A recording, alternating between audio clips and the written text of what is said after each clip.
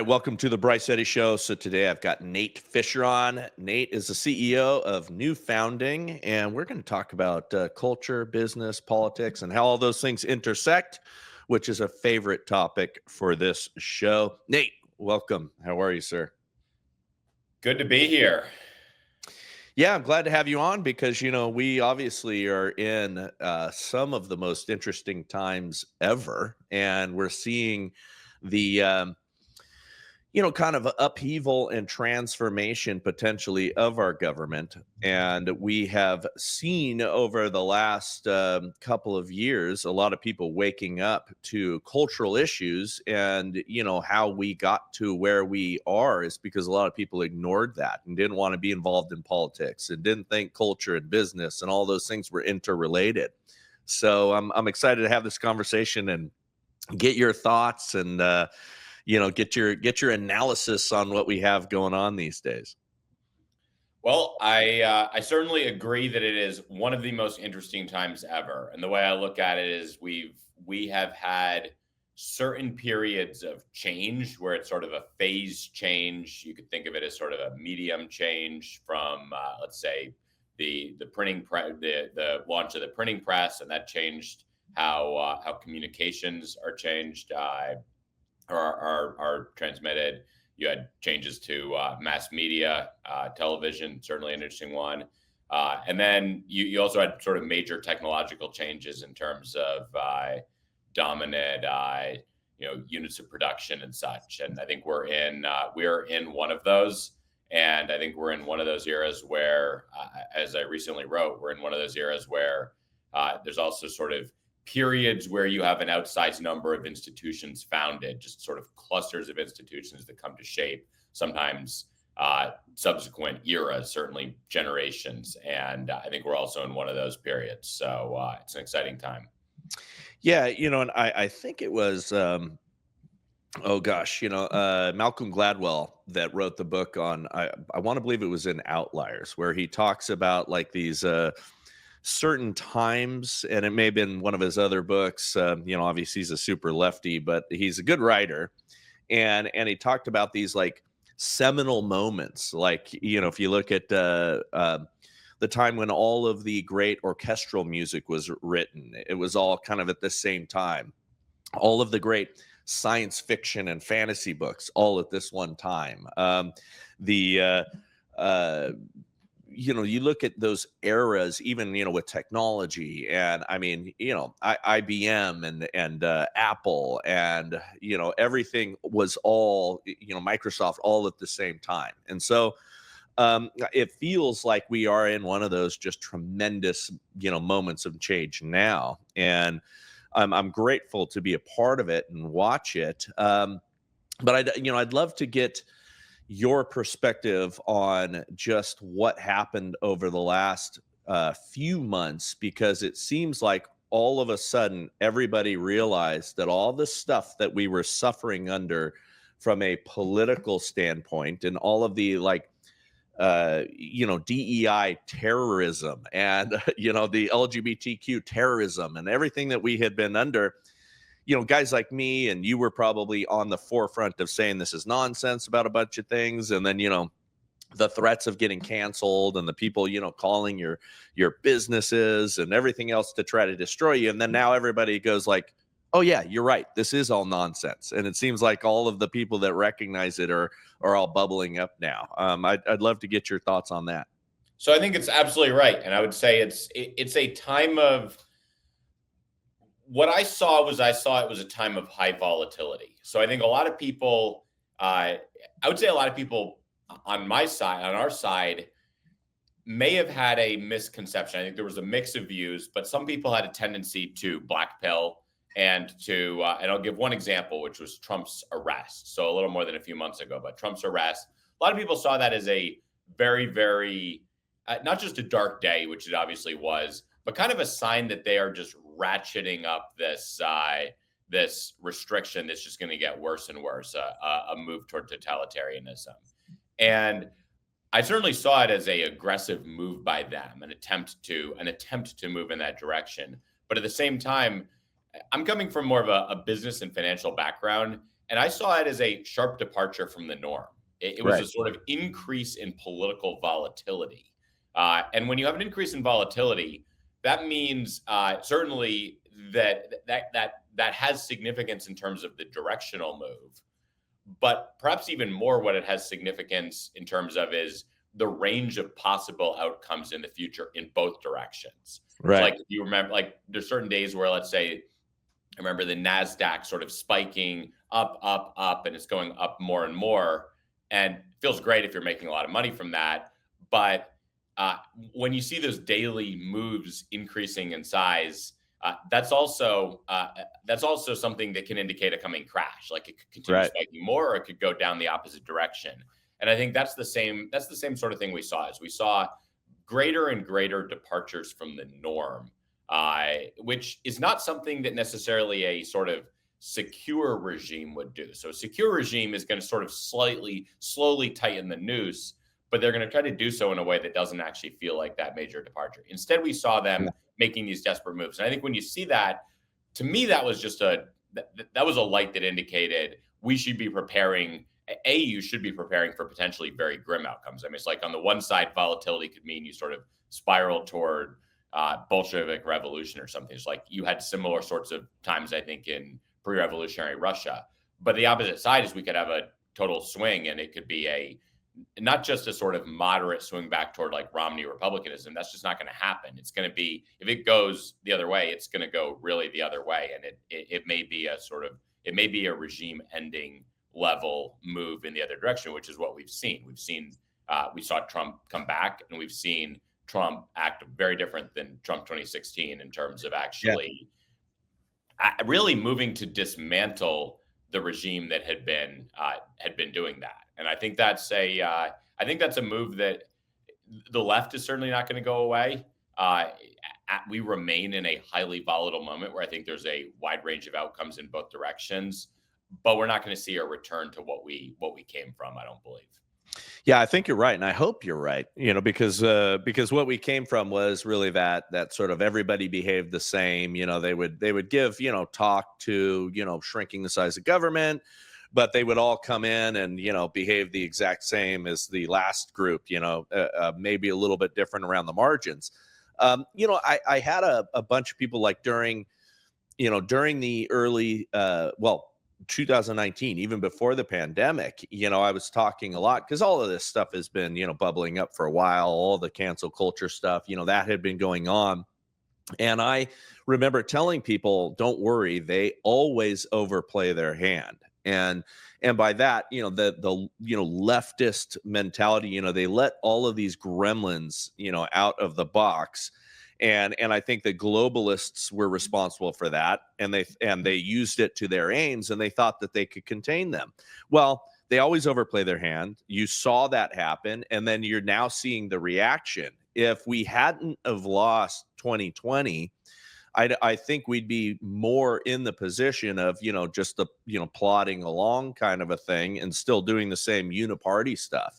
But a lot of people, when they were ratcheting it up and trying to throw Trump in jail and 700 years sentences hanging over him and all of that, I had friends that, I got thrown under the bus and betrayed at a very significant level by a friend who I think was terrified that Trump was going to lose. He believed all the same things that we do, but he was terrified. So he started kind of playing with the other side and flirting with them and pretending that he was, more one of them to get the contracts he wanted. And he shouldn't have done that, but it was based on cowardice. It was based on the idea that, Trump is going to lose, and I'm going to lose everything as a result, because they're going to put him in jail and they're going to come after us, and that's what they wanted, certainly. But they overplayed their hand. They ratcheted up so much that they got kind of slammed down culturally, because who on earth is really honestly sane in believing that men can get pregnant, and some of the dumb things that they started to really just press into? Well, it's not sane. It is a product of radical ideology, and I think that's a minority movement. It's a meaningful share. It could be 20% of the population, but that can be enough in these times. 20% of fanatics can be enough to they can be enough to drive a revolution. And I think the fact that we averted that is enormous for America, and it's actually very significant for the world. But you've seen that throughout history. You've seen pretty radical minorities engage in things that end up ushering in sometimes years long, decades long reigns of Yeah.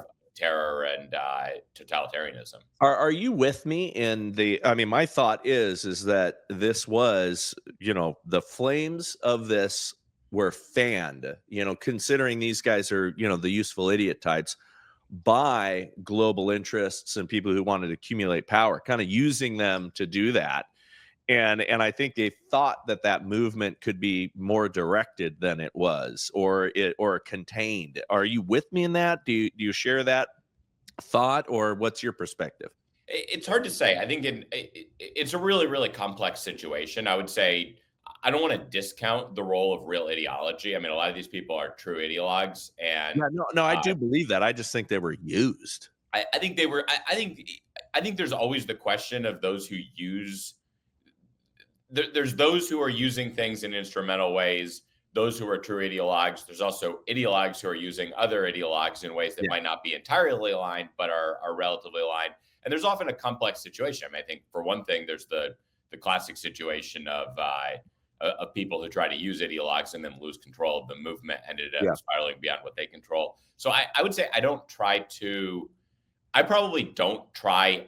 I don't focus as much on trying to understand necessarily what's behind the left. I think there's a lot of different things behind it. As I think just we need to be realistic that these are people who are working to destroy our way of life. They're working to destroy our culture, our civilization. That's very clear. Kind of whoever is ultimately directing it, and fundamentally, we just need to be prepared to confront that, and we need to be prepared to defeat that. And so, I think for me, the focus is really what are the things that we should be building. And right now, I think we're in a position where we have at least a reprieve of some sort. I don't think the conflict goes away, but we have a no, that's reprieve, and I think this is the time to plant the seeds. To sort of scale back their power. I mean, stuff like cutting USAID was just an incredible cut of a massive gravy train that was going to fund their radical organizations. But also plant the seeds of building things that are going to prepare us for a world where these conflicts may continue. And really, what is the positive vision we're aspiring to? What do we want the world to look like in 10, 20 years in our alternative? And realistically, kind of given, I think, the continued reality of conflict, what will actually strengthen us to be more resilient in the face of what may be resurgent strands of the left, and I think in many ways more radical strands. I think one point I'll make here at the very beginning is the left. I mentioned the point. I don't think they're going to come back. When I say I don't think they're going to come back, I mean that in the terms of the legacy regime, and I've called that sort of the long-housed bureaucratic left. It's a yeah, left that is it operates through a sort of soft totalitarianism, a very bureaucratic totalitarianism, social norms, cancellation. It really tries to focus on bureaucratic levers of power. And that's been the principal base of the left for the last, let's call it 50 years or so, maybe a little bit more than that. Really, that's sort of the epitome of a progressive left. Uh, I don't see yeah. that Now, coming back. I think that absolutely, we'll see the left return, but I think it'll actually necessarily be a more masculine strands of the left. It'll take more masculine strands of the left to actually meaningfully challenge a now more assertive right. yeah, I agree with you. But I would also posit, I think that the right, they were doing many of the same things. That administrative state, that all of that was just running it, running us from a different Yeah, perspective, or I wouldn't call accumulating those the power. right. I would say those were a sort of loyal opposition that really fit within the liberal framework. Like, I don't think we Yeah, had a meaningful right yeah, politically. no, that's absolutely fair. Because I'm talking, about those, rhino type folks that Yes. are, giving lip service to some of the more conservative ideas, but then behaving just like their left wing counterparts or similar to. I think both of those groups are done, and I rejoice in that. Or I think they are going to potentially enter a political exile.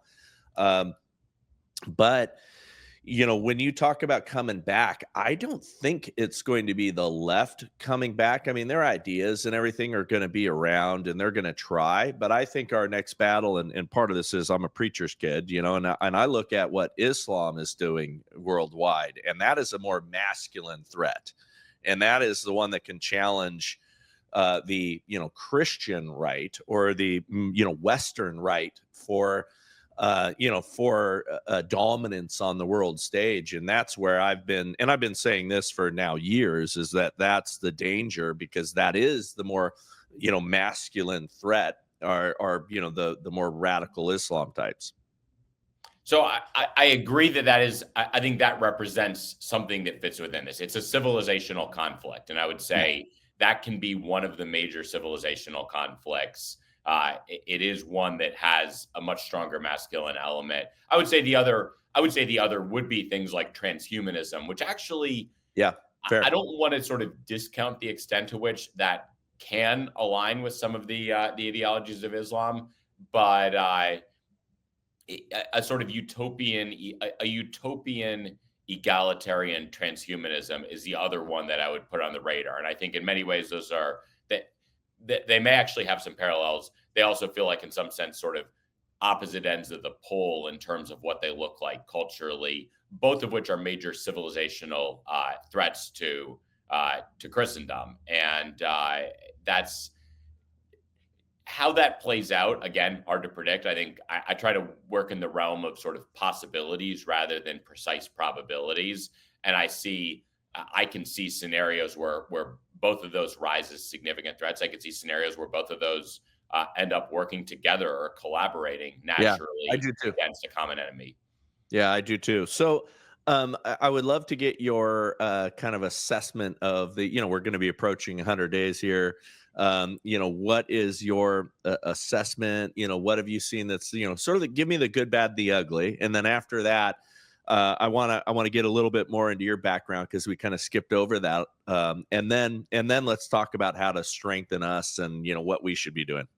So I'm encouraged. I'm very encouraged by what we've seen so far in the administration. I know a number of people have gone into the administration. I was just in Same. DC a couple of weeks ago. I was talking to a bunch of people in the administration, and that is a very serious group of people who are working for real substantive change in a way that is incomparable to anything we've seen before. We've never seen it. Yeah. And they're competent. They know what they're doing. That they have their actions planned out. That they don't have a stopping point, right? That traditionally you've had the conservatives who just get squeamish whenever they pass certain sort of legacy boundaries and norms. These people know what needs to be done. They ultimately know. I mean, first off, I think there's a confidence that the legacy regime, and we've talked about sort of both that old left and right. I would say those are two sides of the same coin within a sort of established liberal managerial regime. That regime is dying. And I think everyone knows that regime is dying. And I think it's dying for sort of going to the early point, technological reasons are contributing to it. A lot of factors are contributing to that. And the people who are in the administration know that. And when you know that what you're up against is on its way out, you don't worry about the same sorts of things. You don't necessarily worry about sort of norms of that system. It's much more about where do we want to go? What do we need to do to really change the playing field, and to change the playing field in a way that is conducive to our desired outcomes? And I think there's a lot of very smart, very thoughtful people thinking about politics for a long time, thinking about even regime level politics, where they're thinking about these sorts of changes, who are very seriously moving on priorities to shift that. In terms of, I think there's always going to be key questions and conflicts and sort of debates. I think the biggest complaint that I've heard from many people is that we have deportations, but we don't yet have mass deportations. I think it's, what we're up against is enormous. They've certainly scaled back people coming into the U.S. They've fought some important fights there. That's a major, major problem. I think it needs to remain a top priority. Yeah. And ultimately, like the populist right wants those mass deportations. There's other factions of the right that may be, even if they're not dead set opposed, it's not necessarily their top priority. And I think that'll end up being a sort of some contest of priorities, and that's politics. And I think that we need to see continued pressure for that. We need to make sure that that remains a top priority. We really need to sort of ramp up a machine capable of executing that. We need, I think, very savvy policies. I think what people like what Stephen Miller helped orchestrate with this deportation to El Salvador is brilliant.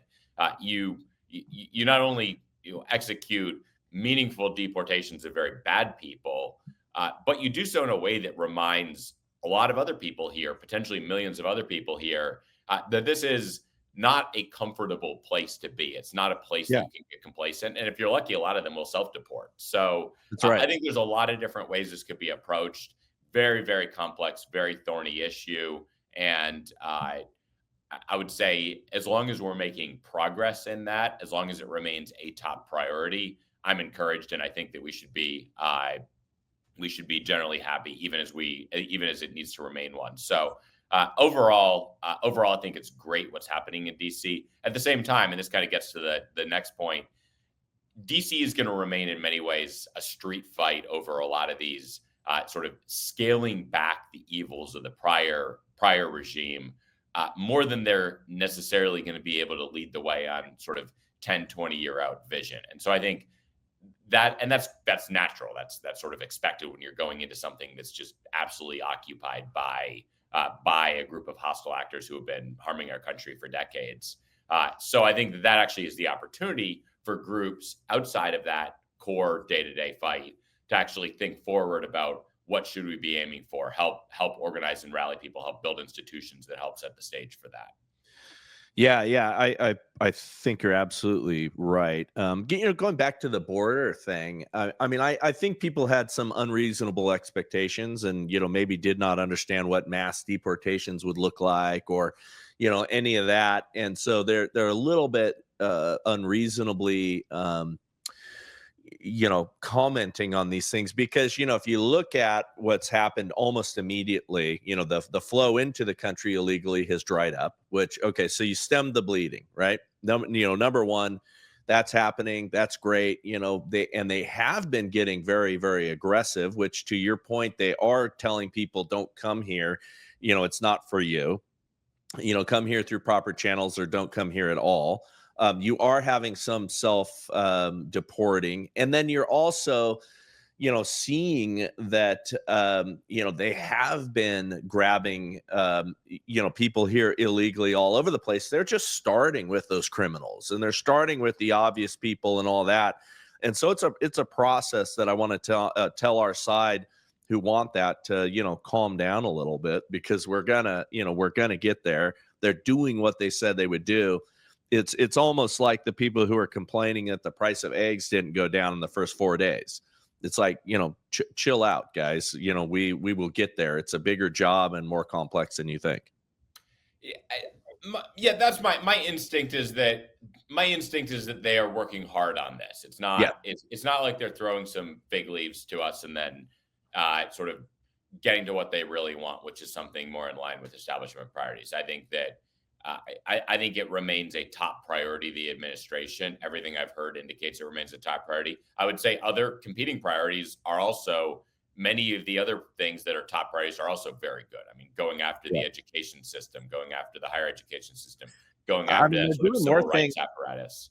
Yeah, they're doing more things simultaneously than we've ever seen. I mean, this has been more action than we've ever seen out of a president, aside from just some, dumb strokes of their pen and executive orders as soon as they get in undoing the last guy's stuff. I mean, you're seeing a super aggressive approach.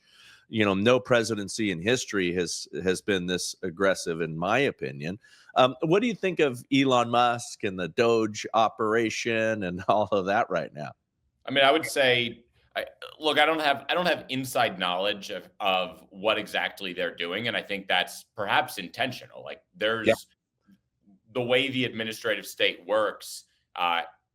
It's not necessarily clear how some of this stuff can be executed, or it's not necessarily. I think there's different channels for that, and it's probably smart for them not to necessarily share every detail with the public about how they're getting these things done. There's an element of Yeah. surprise. There's an element of there's multiple legal angles for this. So again, I don't take that as a negative. I think that's a very prudent action on their part. I think that's right. The fact is, Elon Musk is, from everything I've seen, he seems to be heavily focused on achieving what Doge is doing, heavily focused on cutting government. He is one of the most impressive and accomplished doers in human history. So when you have a guy with that capacity, just the willingness to put that much of his time and focus on this is a pretty strong. I don't think he'd be doing that if it were just cosmetic, if he weren't getting things done. No, because he could be focused on SpaceX. He could be focused on any number of things. So yeah, that is a pretty strong indicator. and he knows. I mean, he's not a dummy, right? I've had friends that trained his security teams and is very familiar with kind of the inner workings of what is Elon Musk, and man, I mean, he's putting everything at risk, including his life, and there's all kinds of real credible threats that are going against him that people are not aware of. There's the attacks on Tesla dealerships and Tesla cars themselves, and just the terrorism that is being perpetrated, against him and his companies. And at the same time, he just, rescued these astronauts from space. I mean, the guy is, I like the way you put it, one of the highest achieving doers on the planet. I mean, that's, in human history, we haven't had many guys like him. So I'm grateful to see what's happening. I see at the same time, I mean, that being a guy like that is, he is a potential for, great, danger to humanity at the same time. I mean, it's pretty wild what he's all about and what he's capable of. But the people who are reacting with such hatred towards him for, dismantling some of these government programs is wild. Well, and I think you're right. I would say the biggest tension, and he represents that tech right more than anyone else, Yes. is they can be split on some of these questions of transhumanism. I think the questions of transhumanism are up in the air, and that's one of the major ones. So I think that's yes, I think he's absolutely fighting for our side right now. At the same time, I don't know that he himself even has firm vision on some of these questions. I suspect he's pretty movable on them, I think and so too.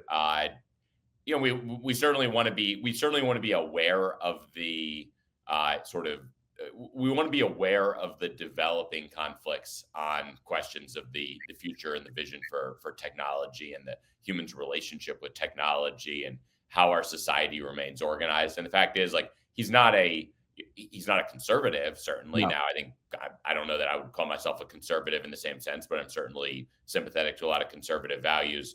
But he's not someone who necessarily shares all of the values, nor is Trump. And so Right. What that means to me is this is politics. Like we ultimately have political champions who are really focused largely. They are heavily right now protecting us against enemies who are very serious threats. That is the most important thing in politics. But we should be making sure that we are working to put forward and advocate a vision that is really deeply aligned with where we think things should go and attuned to what some of the upcoming threats might also be. Yeah, agreed.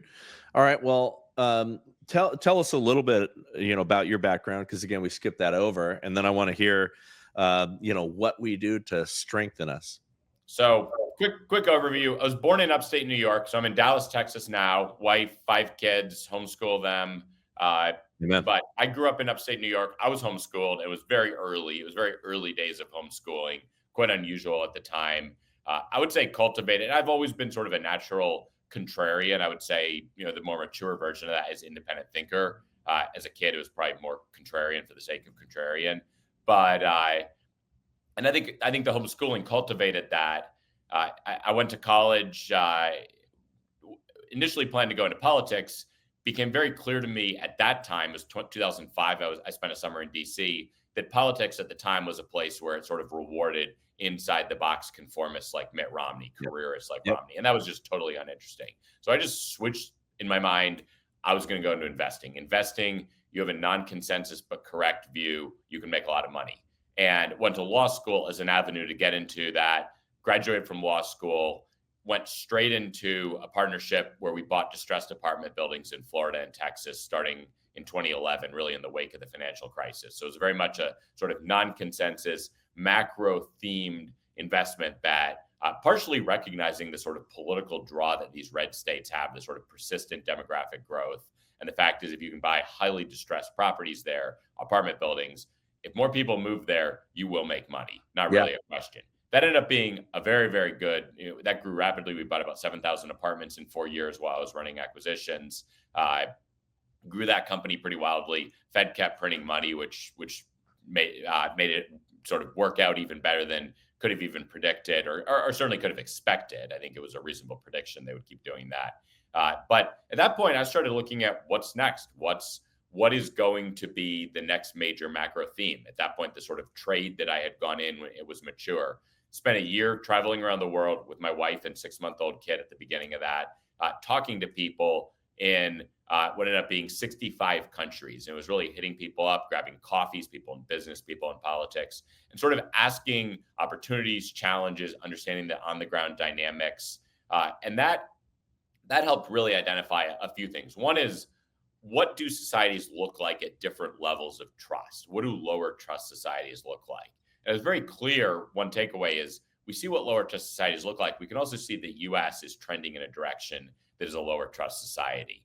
And for a lot of people, they don't really know how to deal with that. They know how to sort of assume that certain norms are almost sort of unchangeable, should be treated as unchangeable principles. Yeah. And they get very uncomfortable when you're in a society where the people and the sort of culture doesn't exist in a way that's needed to support those norms.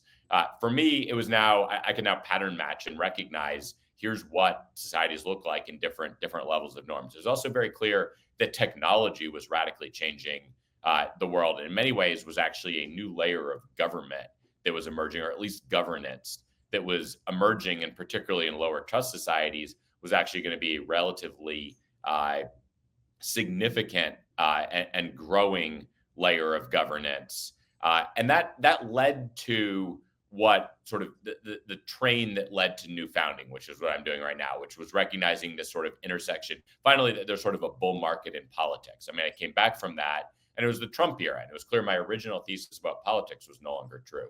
We're now in a world where the outside non-consensus disruptors are sort of shunting the Mitt Romney types to the side.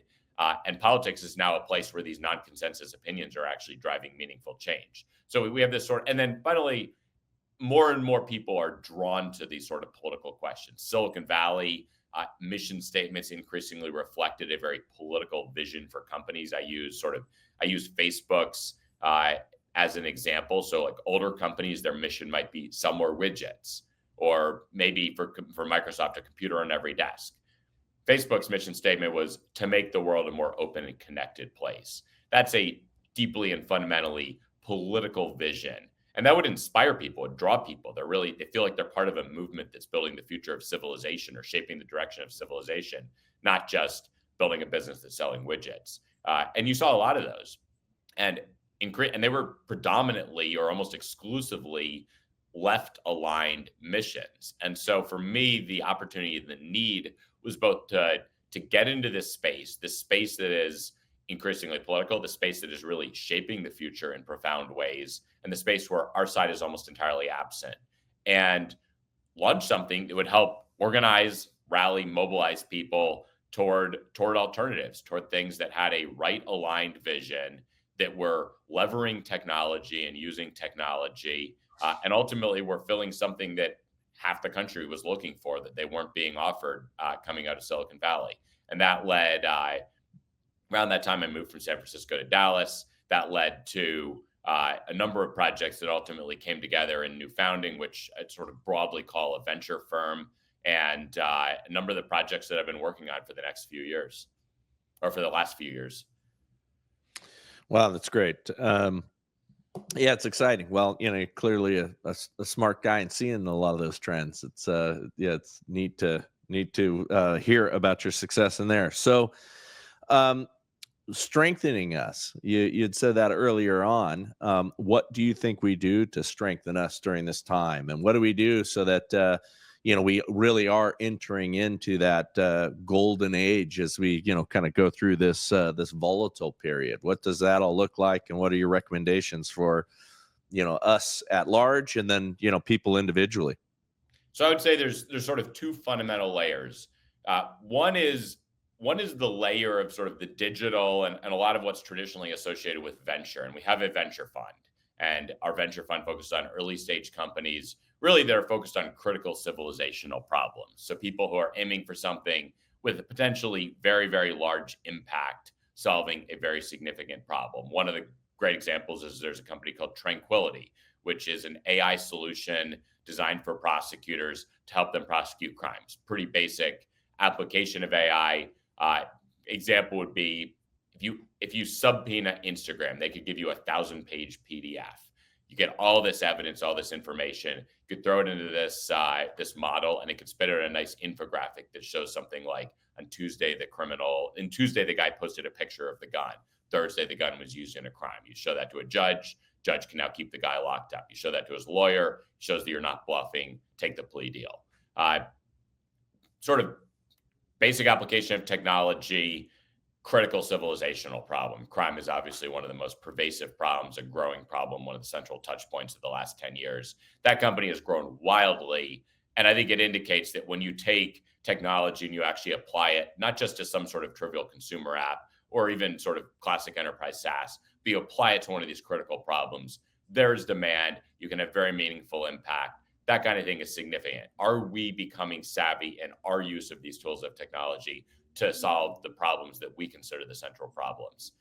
I would say the other side of this, and this is a focus that crosses a few of the different elements, is really how do we strengthen more local governance, local ties, local networks? Because in a time of conflict, those sorts of, I would call them fractal local, sort of different layers. The antithesis of globalism is the particular, and in particular, networks that exist at a level where trust can remain high. So in a world where societal trust is dropping, high trust communities, and I think of church communities as a particular example of this, actually have something particular and scarce. Your church community may serve as a bastion of trust that people increasingly turn to and actually look to for more and more aspects of their life. I mean, I think during the last, let's call it 75 years, sort of the functions that those communities might have provided were steadily crowded out by managerial institutions. It used to be that might be relationships that could get you jobs, it could get you bank loans, it could get you other things like that.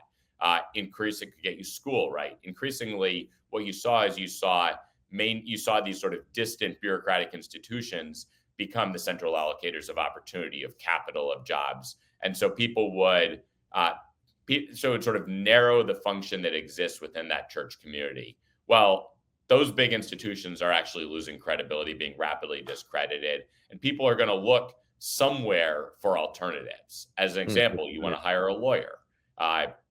If you no longer trust the credentials coming out of the elite universities as much, or you no longer trust the law firms, whether it's alignment, whether it's actually their reliability, the aptitude of the people there, who are you going to turn to? You're going to turn to trusted people within trusted networks. So turning to someone within your church for a recommendation is a natural alternative. And I think you're going to see more and more of that in a world where they don't want to just sort of adapt to a world where you can't really trust anyone. So they're going to look around to where they can trust. So across the board, we're thinking about what does that look like? And one of those projects is Ridge Runner, which is our real estate project in Tennessee, where we're buying thousands of acres of land across Tennessee and Kentucky, in southwestern Appalachia, and we're actually building a community that is designed for people who aspire to something deeper and richer at the local level. So as much as the digital remains a primary driver of the change, one of the things that's never going to disappear is the local. In many ways, the local may actually become more important in a world where the digital actually sort of disrupts the sort of intermediate stage, let's call it national level institutions. And so the local is significant, and actually building a place where people can move. We're doing that as largely a land development play, where we buy land, we subdivide it, we sell it, we develop these communities. We do so in ways that really reflect a lot of the emerging trends for rural life, for sort of agriculture, integrated agriculture. And that's, I think, living in a place where you can actually trust your neighbors, in a community where you can build deep and even multi-generational ties with your community, is one of the best ways to be resilient in the face of what's coming. The other side of that, I think, is how do we build the infrastructure? And this is a project that's going to be announced very soon.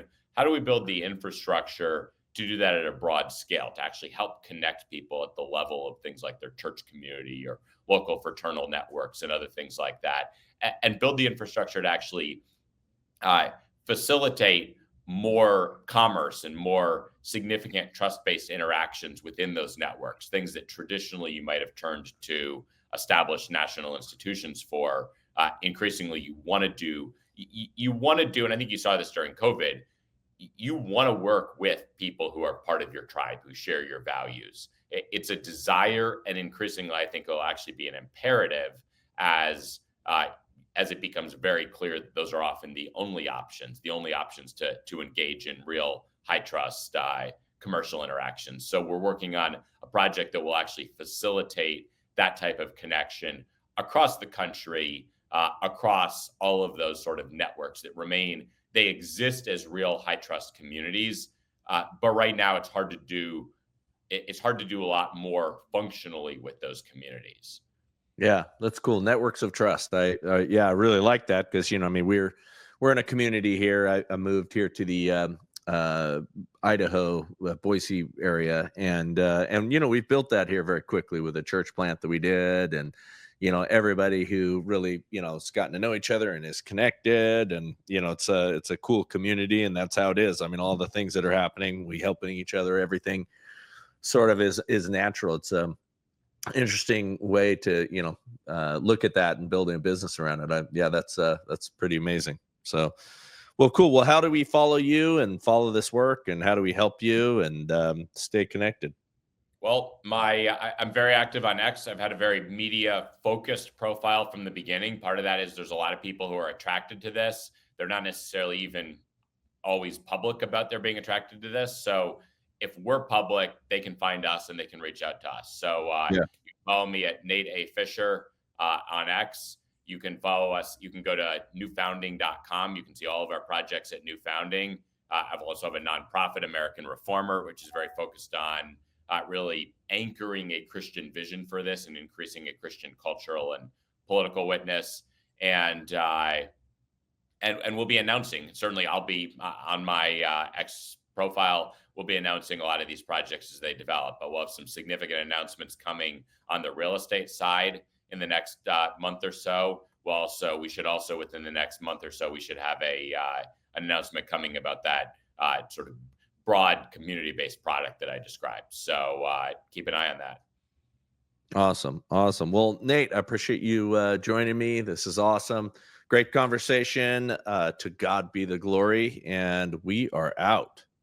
Hey, thank you for watching or listening to this show. If you are someone who listens to us on the podcast apps, please go to our Rumble channel. Even if you're not going to watch us there, we'd appreciate you hitting subscribe. We want to boost those numbers up and make sure that channel continues to grow. But again, thank you so much for listening to us.